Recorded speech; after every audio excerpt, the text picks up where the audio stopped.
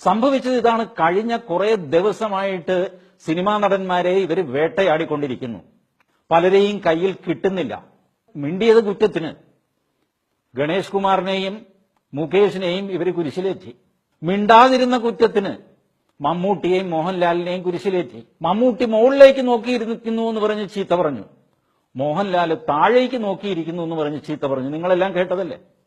സിനിമയിലെ എല്ലാ പുരുഷന്മാരെയും അപമാനിക്കുന്ന രീതിയിൽ മൊനവെച്ചുള്ള സംസാരം ആങ്കർമാർക്കും നല്ലതല്ല. എന്തെല്ലാം പറഞ്ഞു. ഇതൊക്കെ പറയാനുള്ള എനിക്ക് മനസ്സിലാകാത്തത്, ഇവരെന്താ സ്വയംഭൂവും ഗർഭശ്രീമാനുമായ കുറെ മാന്യന്മാരോ ടി വി ചാനലിലെ ആങ്കർമാർ? ഇവിടെ മര്യാദകളിന് അതിര് വേണ്ടേ? ഒരു മനുഷ്യനെ ചീത്തയാക്കുന്നതിന് പരിധി വേണം.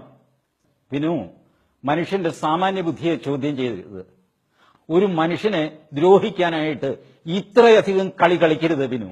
ഇനി എങ്ങോട്ടാണ് വിനു ഈ ചർച്ച കൊണ്ടുപോകുന്നത്?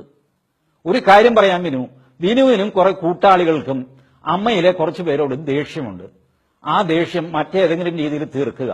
ഒന്നുകിൽ ഒളിച്ചിരുന്ന് കല്ലെറിഞ്ഞോ വല്ലതും തീർക്കുക, അല്ലാതെ പബ്ലിക്കിന്റെ മുമ്പിൽ വെച്ച് പറയാത്ത കാര്യങ്ങൾ പറയുകയും പറഞ്ഞ കാര്യത്തിന് സ്പിൻ കൊടുക്കുകയും. നിങ്ങൾ കണ്ടിട്ടില്ലേ, ക്രിക്കറ്റിലൊക്കെ സ്പിൻ ചെയ്യും.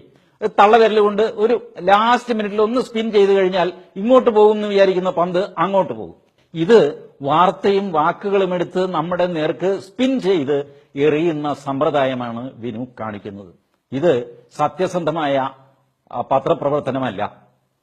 ഇതിന് വേറെ എന്ത് പേര് വിളിക്കണമെന്നും എനിക്കറിഞ്ഞുകൂടാ.